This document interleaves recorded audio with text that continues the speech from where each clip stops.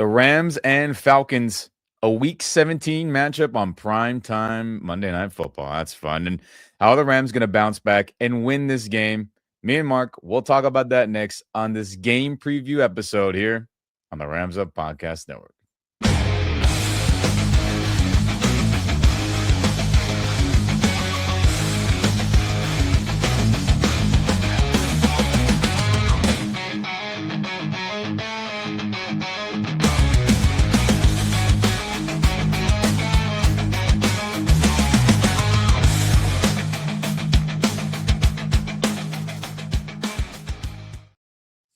What's going on, everyone? Welcome back to the Rams Up Podcast Network. I'm Ian. That's Mark. If you're on YouTube, you're enjoying our content, subscribe to the channel.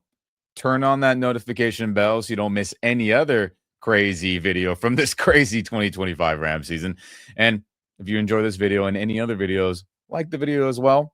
If you're on the audio only and or podcast only side of things, share the audio, share the podcast with all your fellow Rams fans out there, because any of those options, guys, me and Mark, we very much appreciate it and helps other Rams fans see our good. So thank you very much. But happy holidays to all who celebrate, right, Mark? I mean, how's the holiday week been treating you?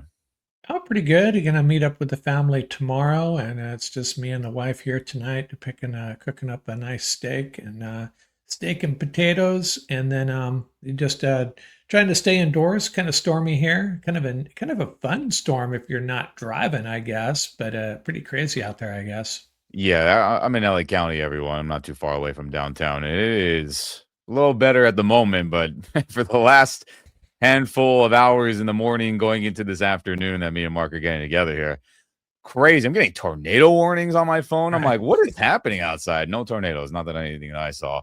But if you're out here in the rainy weather, whether you're in snowy weather and other parts of planet Earth, winter time is here. Drive safe, be safe, and make sure you spend your holidays with all your loved ones, all right? No speeding, everyone. Heard some people speeding earlier. I was like, what are they doing? Anyway, but you know, it'd be great this week. A Rams victory against these damn Falcons, right? Merry Christmas to all you. Happy Hanukkah. Happy whatever else I'm forgetting about. That would be the greatest gift. Rams winning on Monday Night Football against these damn Falcons in this. Isn't it crazy, Mark? Week 17 already? My God. Yeah, I know. It seems like just a few short weeks ago that we were talking about, making our predictions for the season and all that, and here we are, locked up a playoff spot and just trying to learn where we end up in this tournament as far as seeding goes. Yeah. And the seeding matters a bunch. But you know what else is pretty valuable and not too far away from the end of this season? Oh, good old draft picks. Thanks, Atlanta Falcons. As if everyone forgot the big trade in the first round that involved these two teams, Atlanta really wanted another pass rusher.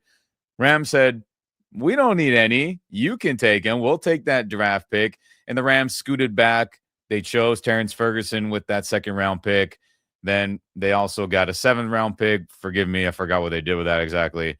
And then the valuable 2026 first-round pick is now in the Rams' possession. Do they use that for a quarterback? Probably not. Do they use that for a corner? Hopefully. Do they use it for some lineman or best player available? We'll see how it all unfolds. Let's not worry about that too much at the moment. We're still trying to win a damn Super Bowl. But I'm in a trade that we all thought that we fleeced them. And as of today, with the Falcons having a bad season, man, oh man, we could double whammy at the end of the season, Mark. Win a Super Bowl and have a high draft pick. That'd be great. Yeah, and I started to do a little bit of a dive into this, and I was like, you know what, I'm going to pump the brakes on the draft analysis. I threw some names out there last episode or the episode before about guys that Rams might want to target. But yeah, you're right. Yeah. I don't want to dwell on this too much. There's just too much going on as we head into these last two games of the season and playoffs and everything. But yeah, you're right. The Rams could be in a really good situation with a possibly still a top 10 pick along to go along with their 32nd overall, right? Yep. And then, trade, let Les Snead and Tony Pastors and everyone wheel deal and get the best players possible. Trade up, trade down. It's all on the table when you have multiple first. So look at the Atlanta, again, you had a first rounder. They took, what was it, Jalen Walker from Georgia. Then they wanted the Tennessee James Pierce. Pierce. Yeah. Yep. That was the pick 26 overall that they got for us or from us. And we got Ferguson, and we'll see what we do with that future first round pick. So anyway, there's a lot to play for outside of playoff seeding, everyone. Let's force Atlanta to give their pick in an even better spot that'll benefit us in the draft upcoming. But I mean, Mark, let's get into the history here, everyone. In case anyone forgot, in Rams and Falcons history and the lore, guys, they were NFC West foes since the 60s up until 2002 when the NFC West and other NFL divisions realigned. 2002 is when Arizona came in and the Seattle Seahawks came in. Falcons and Saints left the West, and then they went to the South.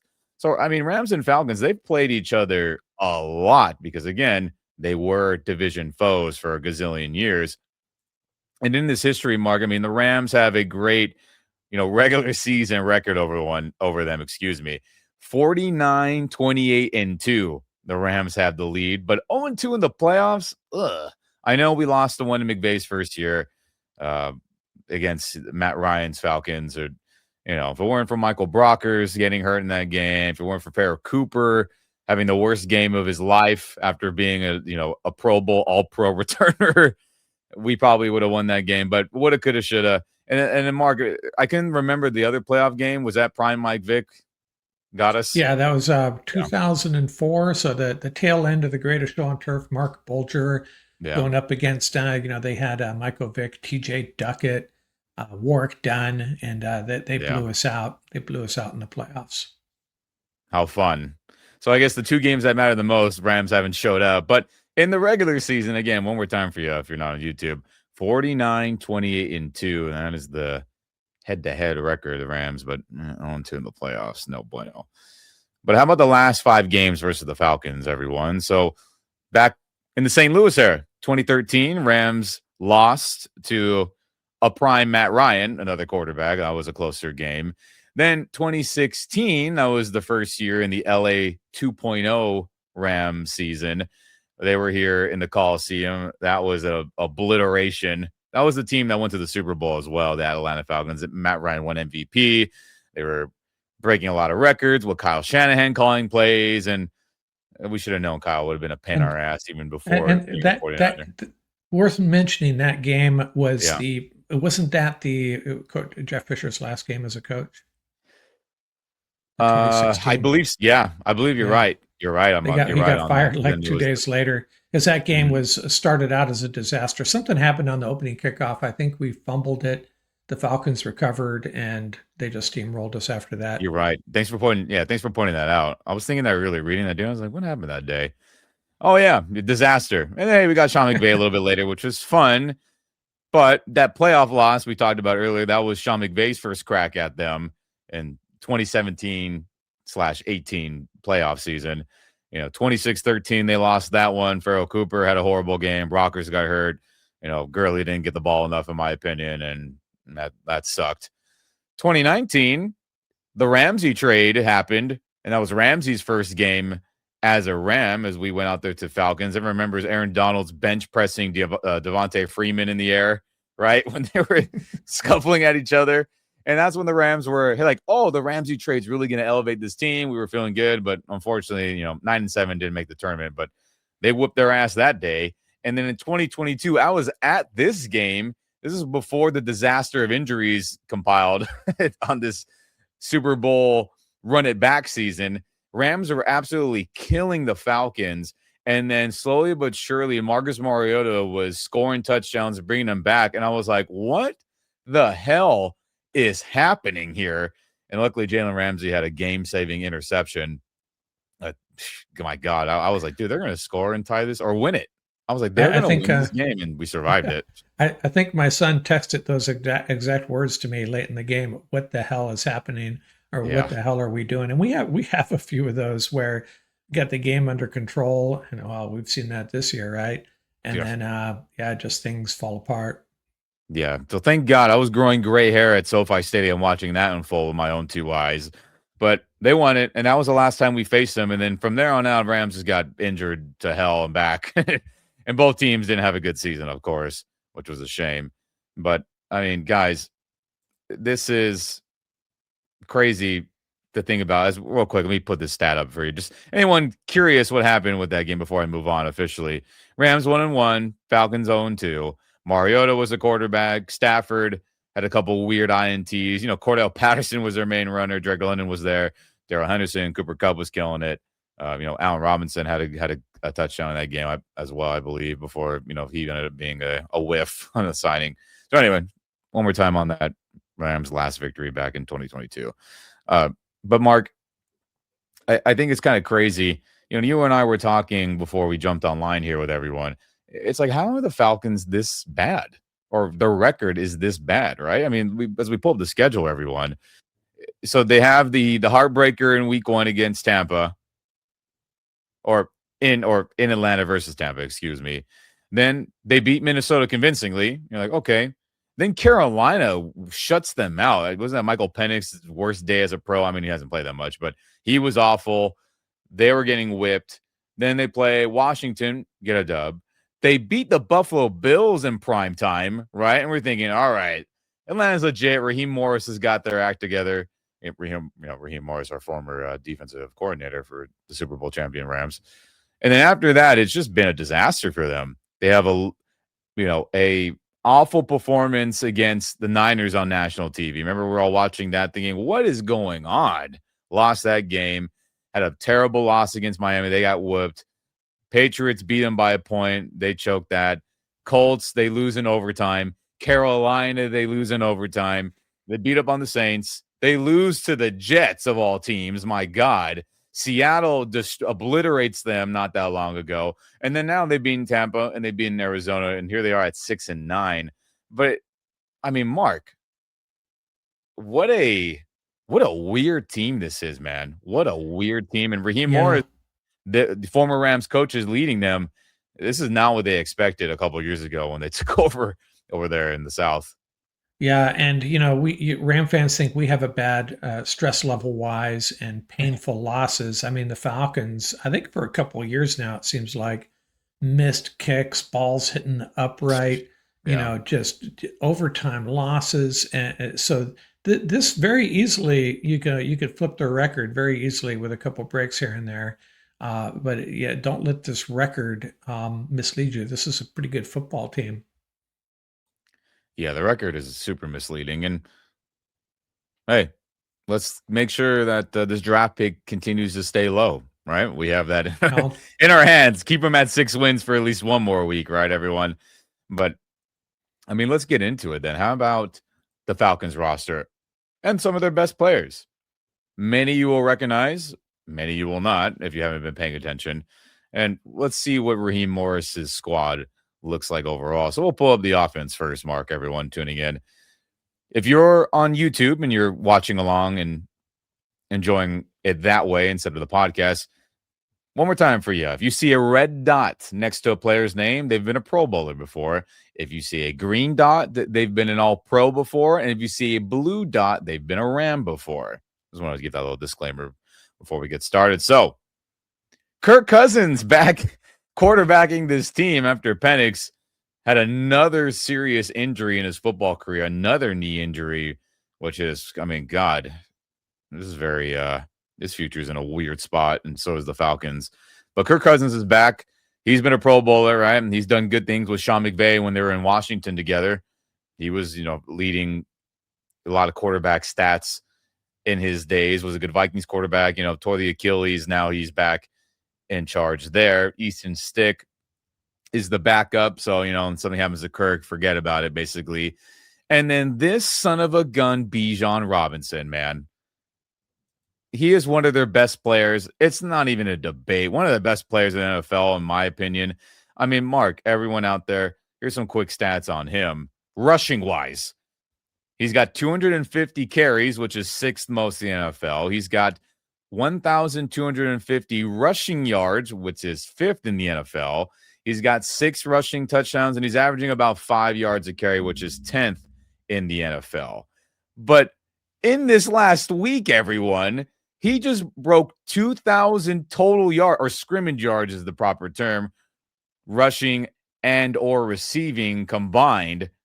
My God, dude. I mean, what is he? Another like 500 yards away from breaking Chris Johnson's all-time record? Like, it's not that crazy that he could go off in another 2 weeks and get that record just based on his talent. But guys, 2,000 scrimmage yards, insane. Yeah, he's a load, and a guy has arrived when I'm seeing him pop up on advertisements all over the place. So he has arrived, and he at 5'11", 215. He's going to be a challenge for this Rams defense, especially what you mentioned here. He's a good receiver out of the backfield as well. So he's going to be challenge number one for this defense. And we saw what. Yeah, all it took was one run for Kenneth Walker to do some big damage against us last week. So can't let that happen with these Falcons. Yeah, it feels like every week we're facing some running back who's kick ass. And welcome to the NFL, everyone. That's just how it is. But I mean, this is the most talented this season. Now you can say Saquon, you can say obviously Derrick Henry and Jonathan Taylor. But I mean, this guy is it's absurd. I mean, real quick, for the receiving, because I know I just said 2,000 total yards. I mean, the guy, it's filthy, man. I mean, for this 2025 season, everyone, I mean, the man has 3 touchdowns, 776 yards in the air, screens, swing passes he gets to the house. Yes, he can run some deep stuff as well. He's just an absurd player. Watching this film, I'm like, my God, what if the Rams had a running back like this guy? We would be more unstoppable than we already feel. I mean, but shout out to you, Kyron and Blake. There's no diss on you guys, but Bijan's just one of those special talents and one of the best players, Mark, right? I mean, shoot. Yeah, he definitely is, and he's a guy that Ram fans probably aren't real familiar with. Is this the first time we faced him? Have we faced him maybe one time before? Yeah, That's the first time. Yeah, so he will introduce himself to Ram fans Monday night, unfortunately. Yeah, so you got to contain that guy. Well, we'll talk about that later. How to do your best job of that. But he's one of their best players by far. Let's go back to the offense here. Drake London, a former USC man, who I'm sure a lot of Southern California, LA natives are familiar with him. He was a great receiver at USC, kicking butt. He's good. Darnell Mooney, who was someone that I wanted the Rams to target way back for an affordable contract to be a deep threat, but he's just been banged up a ton. But he's got the speed to kill you. No doubt about it. Then you got David Sills, the 5th, right? And then, of course, let's not forget about Tyler Algier as the quote-unquote second running back. He's a starting caliber back as well. He'll get a lot of goal line carries. A very good contrast to the speed of Bijan, but he can run around some guys too, Mark. And then you got Kyle Pitts, who has been a Pro Bowler before. As, if you've drafted him in fantasy, that's like a meme, an all-time meme and joke, like, always wanting to believe in Kyle Pitts, but there's games where he'll go off, man. Just like the last game against, or one of the big games on primetime against the Buccaneers, where all of a sudden it's like, man, Kyle Pitts is unstoppable. He's a talented guy. Jake Matthews has been a Pro Bowler. Then you got Matthew Bergeron, Ryan Neusel, Chris Lindstorm has been a Pro Bowler, and you get Elijah Wilkinson. I'm sorry if I mispronounced anybody's name there. I think as a whole, Mark, I mean, this offense is I think it's good. Yeah, just the names and going off it. I mean, based on the names, we'll get to the stats right now. Just based off the names and who is there, it's kind of shocking that they are where they are, right? Yeah, and Pitts, I think, is only disappointing when you consider where he was drafted. He's underachieved for where he was drafted. However, he's a really good tight end, and Darnell Mooney, that name, is he the former Bear that got into it with, was it Jalen Ramsey? Was calling out Ramsey before the game, or something happened between those two. But a little history rewind there for you. But yeah, and Drake London, you're right. He's it's the NFC's pretty stacked with wide receivers, but he's probably a guy that should be getting some Pro Bowl votes at this time. By this time, yeah, he's good. He's definitely good, and he's a big bodied receiver that gives our corners trouble. How fun! But I mean, the stats, Mark, right? Points per game, 5th in the NFL with 28.9. I was like, is that right? I know. But they've scored a lot of points. Crazy. Yeah. When I saw this, I thought perhaps you had left the Seahawks numbers in there, but you didn't. Nope. We double check and triple check now. We're better, everyone out there, making sure we're good. But I mean, yards per game, 14th. So middle of the pack. They've got a lot of games where they've been terrible, right? Like the Panthers game and others where they've just been non-existent. So that makes sense why that grand total is what it is, 340.5 yards per game. Again, 14th. Then rushing, top 10. No shock when you got Bijan and Tyler Algier. They're eighth best in the NFL with 124.7 per game. Passing, right? It's been up and down with Kirk and Penix. So they're 17th in the NFL, only 215.9 on average. Again, they've had a lot of bad stinkers, which has screwed up that season total for them. But the red zone, Mark, when they get down there, they score touchdowns. I mean, they're the fifth best in the NFL, scoring a touchdown 64.44% of the time, which is impressive. Again, they got talented guys. So when they get down there, they're punching their ticket in, which is, a concern for us, right? And then the sack total. This O-line is doing one hell of a job keeping quarterbacks clean. The fourth least sacked or least sack given up team with only 22, if I said that right. And turnovers, they've had 17, which, puts them 18th, which is on the lower half of the league, which is a good thing, right? The higher number would be worse. So, I mean, this offense, Mark, they've got weapons everywhere. They've got different body types, different skill sets. They can attack you any way, shape, or fashion. And this O-line is playing well, run blocking. They pass protect well. They're going to be a challenge for our defense without getting into the keys to victory yet, Yeah, and to me, it's like we'll talk about him a little bit more later when we get to the keys to victory. It's like Kirk Cousins was such a talented guy, and apparently still is. But it'd be Yeah. interesting to see how he holds up against a pass rush like the Rams have if they can get to him. I don't think he's the same Kirk Cousins as from 3 or 4 or 5 years ago. So it's a little bit of a different beast with him back there as opposed to Michael Penix. But yeah, they got London and Pitts to me, and Robinson. They got the trifecta, right? They got the wide receiver, they got the tight end, they got the running back, and that leads to a lot of success in the red zone. I think because they got a lot of options down there.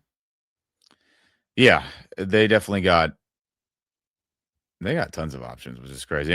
And real quick, Granny, before anyone else corrects me on that, yeah, the points per game is a little bit off as I jinxed myself. I Oh, was, I was thinking about it earlier. They're not as crazy, more closer to around 20 points per game. Again, thought I'd double check that earlier, but everything else is correct. I was no! skimming After I through it. said you got it right. I know we jinxed ourselves, everyone. Apologies on that. So anyone out there, I was like, these guys are full of sh. You know what I mean? Again, Atlanta points per game isn't so high, around 20.5 points per game. So ignore that. But again, I still think this offense is super talented, and they've just had games where it's just been disastrous, which is kind of crazy, Mark, in my opinion, uh, for how good they are. But right, Bijan we talked about. But how about the defense, everyone? And with this defense here, a lot of names you're like, who is that? Who is that? Who is that? Who is that? So let's go through them real quick, right? You got Laquel London, you got Rook Ororo, if I said his name right. You got David Onyemeta, Leonard Floyd, an old Super Bowl champion Ram. He's out there with Raheem Morris. As you see the blue dot next to his name. Then you got, Diablo. You got Caden Ellis, Jalen Walker, AJ Terrell, Jesse Bates has been a Pro Bowler, right? Xavier Watts, Mike Hughes, D. Alford. And then, of course, you have, James Pierce Jr., the high draft pick, along with Walker. They're getting playing time. You get Ronnie Harrison Jr. and some other guys that will rotate in. Another Kobe Bryant, Mike Ford Jr. has gotten some playing time as well, Mark. But I think it's a good thing we highlight Jesse Bates. I mean, he's one of their best players by far. I mean, the guy's ever one of the top tacklers on this team for them. Right now, he's got 51 solo tackles. He's got a forced fumble. He's got a couple INTs. He's got 5, passes defended. They line him up at free safety. You've seen him at strong safety. He's close to line of scrimmage at times. He's a guy that can play some man to man, maybe not as clean and crispy as once upon a time when he was with the Bengals. But I mean, the guy is one of their best players, and he's someone to key in, especially in passing down situations. Mark, Is he the guy that Stafford went after in the end zone in the Super Bowl? Is that the same I don't guy? remember if that was Jesse Bates that threw on Yeah. the hit or if it was Mike Hilton. I don't Yeah. remember exactly. Yeah, I remember him You might from be the right. Bengals. So yeah, he's a good player. Yeah, he's one hell of a player. So still good, even as a old man Jesse Bates, you could say. But again, he was drafted in 2018. It wasn't that long ago. But for defensive players, things get a little wacky. But I mean, someone else you may not know of, everyone. I mean, Caden Ellis has been one of their best players as well on defense and just in the team in general, who's been super productive. Now it makes sense, right? They said, see you later, Nate Landman, in favor of him and others, but he's played well. He has 56 solo tackles. He leads the team in total tackles as well. He has 3.5 sacks as a middle linebacker. He has a forced fumble. He's got an INT, and he's ever on film, right? A good size, 6'2", 240. He plays strong. I mean, like a classic inside linebacker that has a little more wiggle and athleticism that you need in this modern age. But I mean, he's someone that will be out there calling plays. He'll be out there rotating. I mean, he's one of their best players and the most consistent, I believe, Mark. Not bad for a seventh round draft pick. He kind of Yeah. strikes me as their version of Nate Landman, maybe. And basically, they maybe this is the guy that made them move on from Nate Landman. Yeah. Rams grabbed him as a free agent, leaving Atlanta there. Yeah. Isn't that crazy? Like, it's just linebackers, inside guys, just undrafted, 7th round, 6th round, maybe. Right. They're productive, but it's just the way the world is now. But shout out to Caden. He's been playing good football for them. And one more time on the defense, everyone. Jesse Bates, Leonard Floyd, our old friend, and then the 2 first-round picks, Walker and James Pierce, have been doing one hell of a job as this defense is kind of crazy. I mean, Mark, we'll start with the one that they're really good at. I mean, they're second in the league in sacks with 50.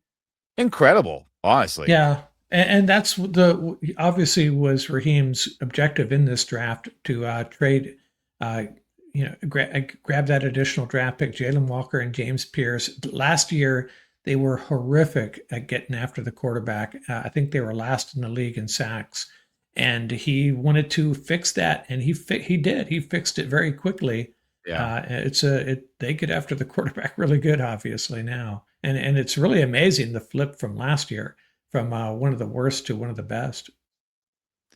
It's incredible. I mean, so that coupled with the passing given up, right? They're top 10 in terms of what they've given up per game, 195.1. And I say top 10 in a positive way. They're 8th best in the NFL. So they defend the pass well. They get after the quarterback. They, subsequently with that, they're not getting aerated, right? And AJ Terrell, Bates, we talked about, Mike Hughes. I mean, there are moments where they play well, maybe not as consistent as I'm sure Falcons fans would like. And then turnovers, right? Middle of the pack, pushing upward, right? They're 13th, which is not bad. You think they would have a little bit more with how many times they're getting sacks, right? More forced fumbles and et cetera, et cetera. But they get gashed on the ground, though, Mark, right? Giving up 128 yards per game, which is 25th in the NFL. So that benefits us for sure. And then points per game, they give up 24. This defense has been keeping teams alive because, again, the offense has had some really terrible, terrible days. And I think another one real quick, Mark, the red zone. They're 12th best, 55.56% of the time they're giving up a touchdown, which is good. So an underrated defense, in my opinion, led by Raheem Morris. So are you saying there's a chance that McVay is gonna just hand the ball off, let Stafford just hand the ball off a lot in this game? You think that's gonna That'd be happen? great, but unlikely. Let's just call it what it is. My God. I always say the McVay special, or Farbo likes to say the McPass special. Tomato, whatever one you like works. Yeah. But if we have the balance, then I think we'll be fine. But this defense plays fast, right? They may not be the biggest, but they can get after. They can have good team speed, and the stats, again, I think are skewed just by how much they've been on the field and how many times they've had to try to save the day, right, Mark? Yeah, and this will be a good test, a good gauge of just how good Warren McClendon is. Maybe he's been playing lights out. Hasn't given up a sack yet, I think, and this will be Yeah. one. It's going to be a challenge for him in this game. He may be up to it, but this will be a big challenge for both our tackles, I think. Yeah, I think it'll be a big challenge for sure. But our line's playing pretty dang good too. So we'll see how Well, all that goes down, right, everyone? But the specialist, Zane Gonzalez, has been there for forever, a reliable kicker. Or he hasn't been there forever. It was Young Hoku that was there forever, excuse me. And Zane Gonzalez is now filling in, and he's been a kicker for a long, long time. And then you got Bradley, Pignon. He's been a punter in this league for feels like forever himself. Then you got Devin Tompkins, Mike Hughes is the return guys, but Mike Hughes is, maybe going to be doubtful for this game as he's been banged up a bunch. But a respectable unit, in my opinion, right, Mark, for the Falcons. yeah, Zane Gonzalez. It seems like he's jumped around a lot of different Yeah. places. He was with the Cardinals previously, right? I think he always seemed to be Yeah. pretty consistent. Hey, you know what? Every kicker is going to have a career day against us. It's just the way it goes. And Feels that I'm way. afraid we're going to see Joshua Carty in Week 18 hitting a 58-yarder against us. Well, I wouldn't be shocked, and let's get through this game first, dang it, before we start worrying about Rams getting revenge on us. Jeez Louise. But you're right, though. The specialists have an advantage against our worst ranked specialist unit ourselves, whether it be tackling, punt coverage, kick coverage, making field goals, punting consistently, putting good location on it. I mean, we don't have an advantage over anyone, and that's just the truth. But hopefully, with Kadwika leading the charge now for special teams on the Rams, hopefully we don't get exploited in this game on prime time again, please. Yeah, and they brought in an assistant, a former Eagles assistant, to help him out, I guess. So Yeah, that yeah, makes sense. I mean, yeah, yeah. makes sense to bring. I forgot the gentleman's name. Apologies on that, everyone. But hey, not a bad roster. A team that blew games in overtime. The team that had terrible offensive performances where the defense was trying to save the day. I mean, they're 6-9, but roster, players, coaches, they don't feel like a 6-9 team to me and Mark. And I'm sure you out there probably feel the same way, but you are what your record is, as an old Bill Parcells would like to say. And I agree with that. You are what your record says you are, right? But I mean, everyone, how about those head-to-head stats, right? We went through the Falcons, went through their offense and defense, and our little correction on offense for the Falcons. But how do the Rams stack up against that, right? Just stat-wise and just kind of looking at the numbers, taking out the players and all that. Just an objective view. Let's pull that up now, right? So, yes, so if you're on YouTube again, ignore that 28.9 points per game for the Falcons. That was a miscue on my end. Apologies. 20.5. That is where they are, on the lower half of the league. But how about that Rams defense again? A unit that it's been regressing, Mark. Let's just call it what it is. We've been very disappointed the last handful of games. So let's go through their stats. Still top 10 in points per game, but they were hovering around 3 and 2 for a while. Now they're sixth best in NFL with 19.9 given up. Yards per game trending downward, 327.1 per game. That is 16th best. So they're on the lower half of the league, or you could say dead center, but not anywhere near top 10. Disappointing to see. Rushing, no longer top 10. They're 12th with 105.7 yards per game given up. Passing, 221.3 given up per game. That is 19th. Not fun to see that. Red zone percentage, still good. Third best in the NFL, only giving up a touchdown 46.81% of the time. Sacks, a little bit better, 41 total, which is sixth best in the NFL. And then turnovers, this is getting better, 24 in total, which is fourth best in the NFL. So I get it. Are you giving up a lot of points? No. Are you getting to the quarterback? Yes. Are you getting turnovers? Yes. And are you keeping people out of the red zone from scoring a touchdown? Yes. But there is just way too much cheap yardage that's getting earned in recent weeks.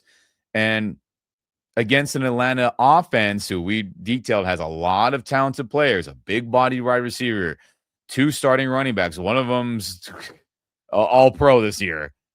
You got speed, you got a veteran quarterback, you have a pass rush that has, not been as dominant like last year or in earlier games. You have a pass defense that seems to be getting worse towards the end of the season.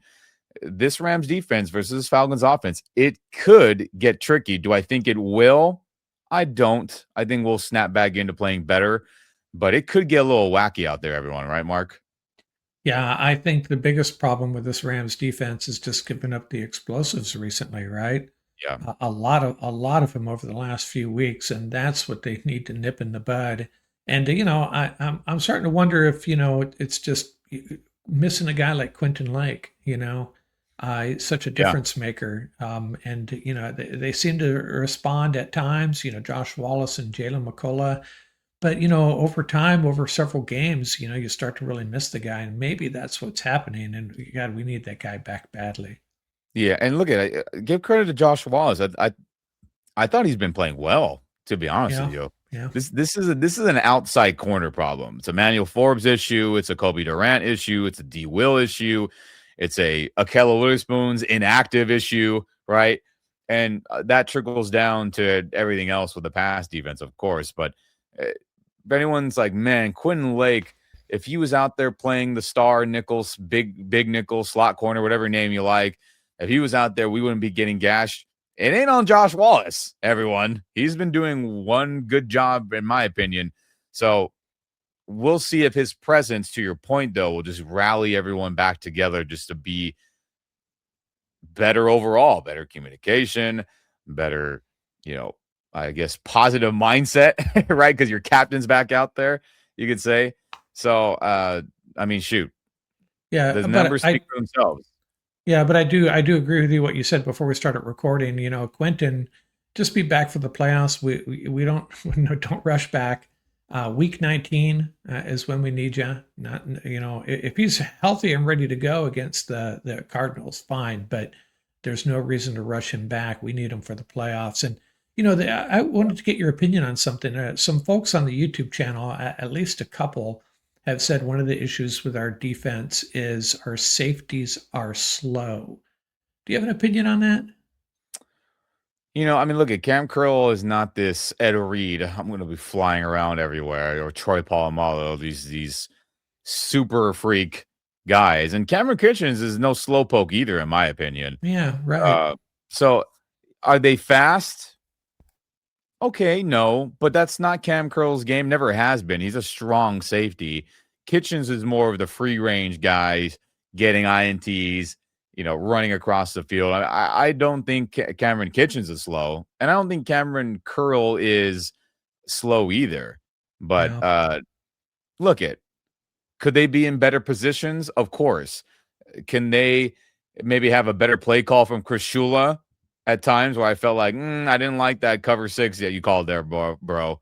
Sure. But I don't think they're slow. But again, Cam Curl has never been some speedster guy. But I think Kitchens does have speed. Now, is he, again, Ed Reed, Troy Paul? No, everyone. But I don't subscribe to like their slowpokes out there. I yeah, don't think. and Curl's an incredible tackler, very Yeah. reliable. Wraps people up. I think some Ram fans just have that image in their head of Kenneth Walker running away. In the Carolina game, there were a couple of guys that and you're probably right. They're probably more just out of position than anything else. But Yeah. when these wide receivers get 3 steps on you, there really aren't that many safeties unless they have a great angle that are going to catch a guy in that situation. And those were, like you're catching the ball at the 30-yard line. You get a 25-yard sprint to the end zone. Are there really that many safeties that can close the gap and make that Yeah. play? Probably not. They're not very many. Like this is the truth. So Rams defense, again, been having some rough handful of games in recent weeks, but hopefully they can get their act together against, again, a talented Falcons offense, in our opinion here. But how about the Rams offense? Where do they rank? Pretty much elite in everything, Mark. Yeah. Number 1 now in points per game with 30.5. Elite. Number 1 in yards per game. 396.7. That's incredible. Rushing, top 5 now. My goodness. 126.3 per game. And great to see. Passing, second, 270.5. And you're thinking, who the hell is above that? It's the Cowboys because they don't run the ball as much anymore. Dak Prescott's got Pickens and CD, so they're just chucking the ball around. Understandable, but elite in my opinion. Get Stafford, was second. Red zone percentage, fourth best, 65.22. Fantastic. Sacks given up, the second least in the NFL with only 19. Credit to the O-line, credit to Warren McClendon, credit to everyone, and obviously Stafford making good decisions as well. Elite. Turnovers, giveaways, only 12, which is the fifth least in the NFL. Mark, this offense they're the best in the NFL. It's not a debate. Yeah. Well, hey, when you're piling up almost 400 yards a game and you're really successful in the red zone, hey, that's adds up to a pretty successful offense, a lot of points. And you haven't got to the defense yet, but this makes for a really interesting matchup between these two teams. And Raheem Morris against Sean McVay, it makes it a little bit enticing, huh? It does. Again, like we pointed out earlier, second best sack team getting to the quarterback is the Falcons. Crazy. Pierce, Walker, Leonard Floyd, and others. And that helps the passing game out, them defend it. And then the red zone percentage, they're bordering top 10. And this is a unit that, again, has had bad moments, of course. But in a lot of instances, they've been a reason why they've, haven't lost any more games, truthfully so. But at the end of the day, everyone, if the Rams offense doesn't shoot themselves in the foot and doesn't do dumb things, and Sean McVay, has a productive day calling plays and keeping it balanced, we're going to score on anyone. Let's just call it what it is. So it'll just be about, hey, can the fast edge rushers be held off just enough for Stafford to, dissect their pass defense, which as of right now, I'll take that. I'll take that to be the case, right, Mark? Yeah, it's going to be a fun game. I think you're right though. This offense, I think there's something special going on with this offense. There really is. Yeah. It's going so good that when they have back-to-back 3-and-outs, we're pulling our hair out asking what the problem is. Because we're the other team's going to have a say in how well you do, and if a defense as good as Seattle's, for example, steps up, makes a couple stops, that's to be expected. But man, 37 points on the Seattle defense is pretty crazy if you ask me. Yeah, insane. And we missed opportunities as well. So it could have been very easily been in the mid 40s if we had a kicker in Devontae Adams. It's no kidding. And then the other games that were weird where the Rams didn't score much at all. Imagine how much crazier it would have been if they would have had full steam ahead then. But oh well. They're elite, MVP quarterback leading the way, and an O-line that's protecting that MVP quarterback, which is making one hell of a difference, and their run blocking great as well. So thank God, Rams offense doing their thing on that. But I know everyone, it's early in the week. Do we have an injury report as of this moment of me and Mark joining together? No. But I do think it is important to note from Stu Jackson talking with Sean McVay that Roger McCreary will be activated off IR with the intention of him being able to play this week on Monday night against the Falcons. And again, he's more of a slot guy. Wallace hasn't been the issue, but does he get some outside corner reps now, right? With, Kobe and Emmanuel having a lot of bad moments and D. Will and Kello being inactive. It'll be interesting to see what his role will be. And then good news on Quinn Lake. His practice window will probably open up after the Monday night game, and he'll start getting ramped up for playoff football, which is a good sign. But look, no Devontae as usual, right? We said when he first got hurt, keep his ass on ice, and let's get him heated up when playoff time comes around. Kevin Dotson got an ankle sprain. What's the rush getting him back? We need him as healthy as possible. But as of right now, everyone else seems like they're going to be good to go from the Rams side, right, Mark? Yeah, it'll be interesting to see what role McCreary has, because when his first run here, he barely got on the field. I think the one game, and it may have been the game he got hurt. He played one snap and he blitzed, and we never saw him again. That might have been the last time we saw him. Maybe he got hurt on that play. I don't even know, but It It'd was be, the Seahawks game, like one of the first defensive snaps for him, and yeah. I was like, "You gotta be kidding me, dude!" But Yeah, so that's maybe they have probably plans for him. yeah. But we'll have to see. I don't know how they're going to use him, but I know they moved Chris Smith. They waived Chris Smith, who's been a cornerback on the roster for quite a while, but not contributing either. So that was probably a move to make room for McCreary. I'm seeing now, but yeah, this defense needs a little bit of a boost in the secondary, especially. So maybe McCreary's the guy. We'll see. Yeah, we'll see, and again, we'll see what his role will be inside, outside, a little mixture of both. And then Mike Hughes for the Falcons is doubtful, and then I'm sure as we get closer to the weekend, we'll figure out exactly who will be in and be out. But it seems like pretty much everyone for the Falcons will be good to go, right, Mark? Yeah, yeah, it's but relatively. Well, I shouldn't say relatively healthy. The Falcons seem to be. The Rams a little banged up, but I'm not sure how much. I think the guys that we have going are perfectly fine. Justin Dedich has been playing well. Warren McClendon's been playing well. Our tight ends have been playing well with Higby out, and with who else is out in our defense there? With McCullough and Wallace picking up the slack for Quentin Lake, yeah, we're okay. We can get by. Just as soon not rush any of these guys back and just come back really healthy for the playoffs. Yeah, and that's the key. Just be as healthy as possible, please. Please, Rams, for the holiday week, don't screw this up for us. The football gods, I should say. But I mean, all right, everyone. How about these damn keys to victory, right? How are we going to beat these damn Falcons? How are we going to get a better draft pick? And how are we going to keep our number one seed chances alive, even though they're not great? But got to win to keep them going and hope some other things go our way as well. So, I mean, we kind of spewed into this a little bit, talking about the roster for the Falcons and the Rams and stats and all that. But we'll get nitty gritty now. Mark, I'll start with you on this, dude. What are the Rams' keys to victory on offense to be successful against this Raheem Morris defense? Well, I think the stats don't lie, and although I'm not convinced McVay is going to take this approach, I think we just need to run it down their throat, and maybe we should be the team to burn a little time and take some Yeah. pressure off our defense. A little bit of ball control with Blake and Kyron. We can move the ball on this defense on the ground, and we know what's going to happen. McVay's going to be chucking the ball all over the place, but we need to be successful on the ground. We will be successful on the ground. We just have to stay committed to it. And if we do that, and all the regular cliches, ball security, finish in the red zone, all those things that we've been pretty darn good at, knocking on wood here, this offense will be fine. Yeah, I mean, it's Mikey's. It's pretty much the same thing, man.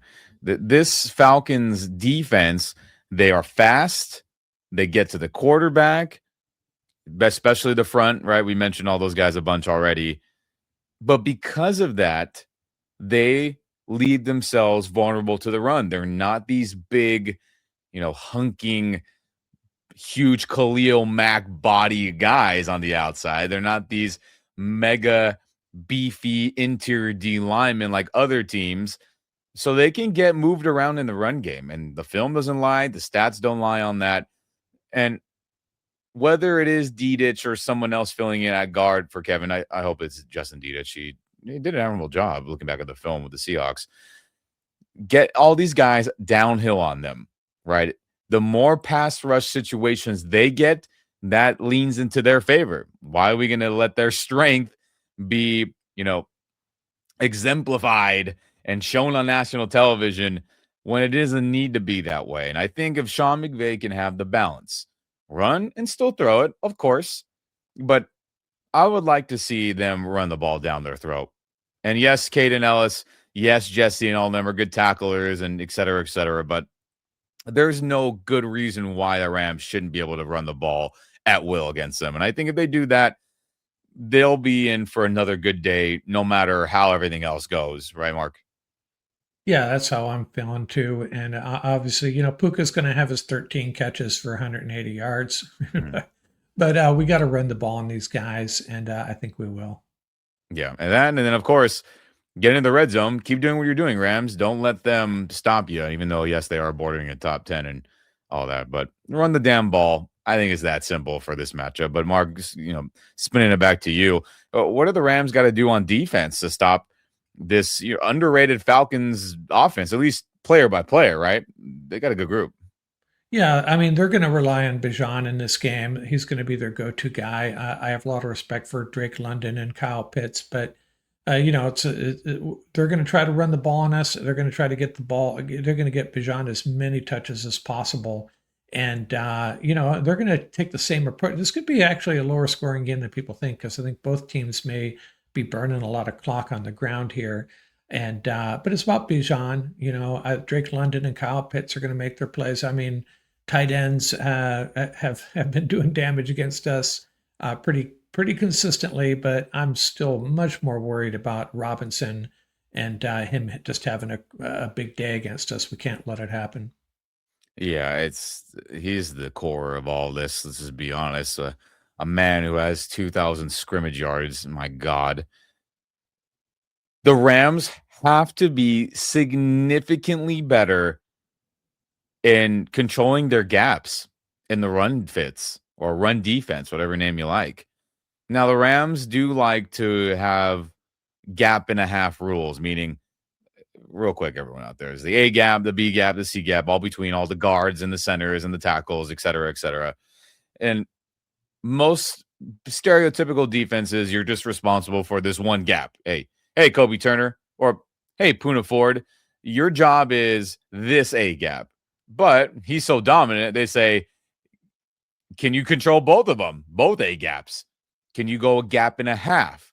And that is what we like to do, a gap and a half. So, yes, you're responsible for this A gap, Kobe Turner, on a certain play. But you also got to be able to win enough to be able to control this part of the B gap right next to it. Maybe not dominate both, which is great. Aaron Donald did that, which is incredible. But at least control one of the gaps, because against these Seattle Seahawks and in recent weeks where they've been getting ran on, it hasn't been good enough at all, man. And if Bijan Robinson and or Tyler Algier gets a seam, they'll run away from our defense. Now, Tyler is more of a smash mouth style guy, but he's no slowpoke. And if Bijan's gone, forget about it. It'll be another Saquon Barkley. Oh, look at him go again. Oh, look at him go again for another 40, 50 plus yards. It could be disastrous, because if Kenneth Walker was killing us like that, what is this man Bijan going to do to us? Let's just call it what it is. So they have to be better guarding their gaps in the run game. And I think if they do that, they can have good success against this, inconsistent passing attack from Atlanta. Now, on the passing side of things, of course, Kirk Cousins is a not mobile quarterback. He is a pocket passer, right? Any pressure up the gut will do a wonder, because he's not running away and making crazy plays, right? So D-line, Kobe, Puna, Tyler, Braden, in the pass rush situations, it's going to be up to them to get Kirk Cousins feeling uncomfortable in that pocket up the middle where he's got to run away, which he can't do. He's not going to do it. That's a big key. And then, let's just call it what it is, everyone. The Rams outside corners never perform well against big body pass catchers. Drake London's a big body guy. Kyle Pitts is a big body guy. And any 50-50 passes, it could get ugly on that. It just can. So it's going to be up to whoever's going to be out there starting. My goodness, they got to play more physical, play more straight up technique. Sometimes you'll see the Rams corners kind of playing outside technique, right? So if you split the receiver down the middle, are they lining up on the outside closer to the sideline, the corner? Are they lining up inside closer to where the ball is getting snapped, right? The outside corners.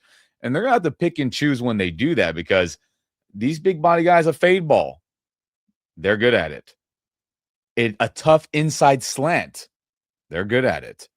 Run after catch, they can do that too. So it's all going to be about, truthfully, this is the mental aspect with our corners. Can they overcome the issues and just be more physical? And I think that's going to be a big battle because Kirk Cousins, he's no dummy. It'll be like, well, I'm going to get hit. Let me just throw it up to tall Kyle Pitts. Let me throw it up to big-bodied Drake London. And more times than not, the Rams don't defend that well. Let's just be real about it. So this is another D lineman game in general, Mark, to sum it up for me. Gap and a half control, gap control, and then pressure up the middle in the pass. Because if they can't do those things, I mean, we may have a weird shootout, honestly. Yeah, it could happen. It's the Rams defense is just really hard to figure out. There's times where you're like, man, this unit has played like an elite defense at times Yeah. for stretches, and then there's more recently, unfortunately, kind of like flashbacks to last year. Giving up big plays, giving up big run plays, broken coverages. So I don't know, man, and maybe Akilla Witherspoon makes a splash again. I don't know what the heck's going on with Yeah. him. This would be a really good game for to reassure Ram fans that this defense is pointed in the right direction. Had a couple of blips, a couple of dips in performance, but they can get it together for the playoffs. Yeah, and look, it's all about playing your best football going into the tournament, and let's just be real about it. This isn't being a hater, and people were like, "Oh, Ian's so negative." No, I'm always going to keep it real with how I feel and what I'm seeing on film. Right, this isn't just me watching YouTube highlights making my opinion. I'm a maniac. I'll go back and rewatch the film and see how it actually looks from an all 22 angle, and they are playing worse as we get closer to the tournament. Everyone on defense, no bueno. So this week is a week to prove against a talented offense that, hey, we can control them. We can do impose our will on them. And I'll be excited to see that be the case, hopefully. Right, Mark? Absolutely. It's going to be a fun game Monday night. I got a whole weekend to relax and watch some games tomorrow as well.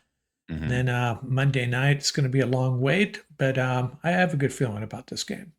Yeah, me too. Me too. And primetime football, it's always fun, right? We got the Rams as much national TV time as possible. But with that, I mean, early score predictions, everyone. We know we're middle of the week. We still have many days away from this, finale of Week 17, the Monday night game. So, I mean, Mark, what's your early score prediction? Rams win, Rams lose, Rams tie. What do you got?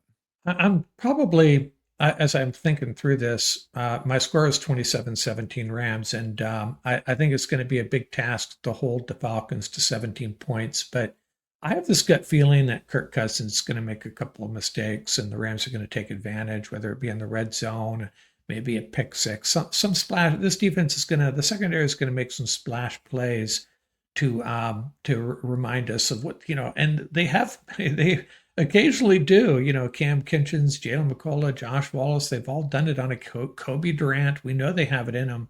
And I'm just taking a flyer on our secondary, making splash plays, Kirk Cousins making a mistake or two, and the Rams come away with a 10-point win. Yeah, that'd be great. And I have Rams winning 27-24. I do think this game is going to be a lot closer than I think many Rams fans are willing to admit. Again, this Rams offense is elite. I don't think, unless they do dumb shit themselves, play calling, not execute, right? They're going to score on anybody. That's just my opinion based on how good they've been the whole year now and how they absolutely have been killing teams. So I think they're going to get close to 30. If they get more than that, wouldn't shock me. That'd be great. But I do think the Falcons are going to score points on our defense, everyone. I think it is more likely than not that Bijan catches a short screen and runs around and gets a score. It's probably more likely than not that he gets a breakaway touchdown on a run. And more likely than not that a Kyle Pitts, a Drake London, get a fade past the end zone and catch it over our outside corners. So I do think they're going to get us. Now, I hope I'm wrong. I hope the defense, holds them to 17, like your score, Mark, or less, right? Get back on track. But this Falcons O-line is good. They protect well. They run block well. I just think I got to see this Rams defense and especially the Rams defensive line just start playing better for me to start thinking that they're going to hold teams with talented players on offense down to less than 14 points. So Rams win 27-24, and I hope the margin of victory is much more than that, though.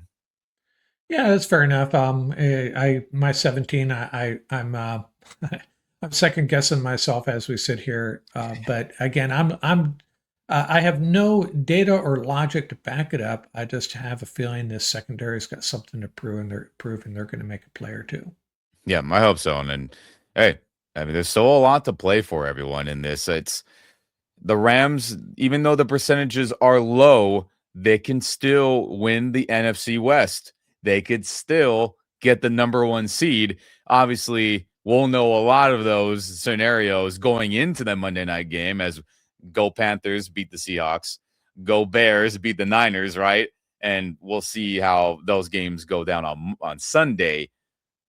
So the Rams, hopefully, will play like there's a lot going on regardless of those outcomes. Because, I mean, it would be nothing worse to see, Mark, that in the final couple weeks, this Rams defense, this Rams offense, the whole team in general just kind of take their foot off the gas saying, we got in, whatever, we'll play where we got to play. I don't want to see that. I don't think they will. But again, I say a lot to say there is a lot to play for, and there's a lot for us to root for, both outside of Rams football and watching these games. So just because Atlanta is out of the tournament and they're a 6-win team, hopefully Rams fans, hopefully the Rams themselves don't take them lightly and take care of business. Yeah, and what happens before the Rams play with the 49ers and Seahawks could impact their psyche a Yeah. little bit. It could have a effect on, it hopefully won't, but it could. They're human beings. So by the time they take the field, some things may be settled not in our favor, but we'll hope one of those teams lose, and both of them would be great. Yeah, I mean, dream scenario, again, you need Seattle, 49ers, and Bears all to lose a game within the next 2 weeks. Is it highly likely? Probably not.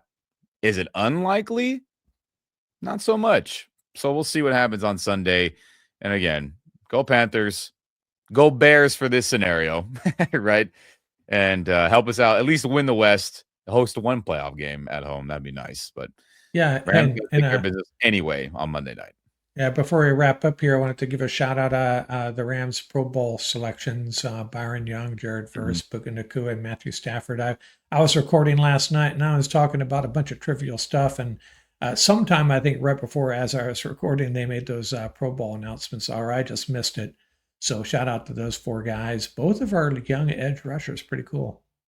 It is good to see, and they could be still playing significantly better, which is Yeah. a good thing for us. And the ceiling of this team is that their Pro Bowlers, and I know a lot of it's a fan vote now, but they could be Yeah, I know. way better than what they already are right now. And hopefully, starting on Monday, we see them kick some ass and get to Kirk Cousins a bunch. That'd be nice. And I hope that to be the case, everyone. But again, if you're on YouTube, thanks for tuning in. If you're enjoying our content, subscribe to the YouTube channel, like this video, turn on that notification bell so you don't miss any other video throughout this wild 2025 season. And if you're on the audio only and or podcast only side of things, share the audio, share the podcast with all your fellow Rams fans. Because guys, me and Mark, we very much appreciate it. It helps other Rams fans see our content. And man, thank you very much. But hey, no matter where you will be on Monday, maybe you're flying to Atlanta. That sounds fun. I wish that sounds like a good week out there. If you're watching it at home, like I will be out here in the rain of Southern California, whether you're on the East Coast, West Coast, Northern Hemisphere, Southern Hemisphere, I mean, hey guys, rep your blue and yellow, rep it proud, rep it loud. Happy holidays to you, and let's get a damn victory on Monday night, and let's feel good going to this playoff tournament. Throw those horns up, and you know what to say, baby. Go Rams.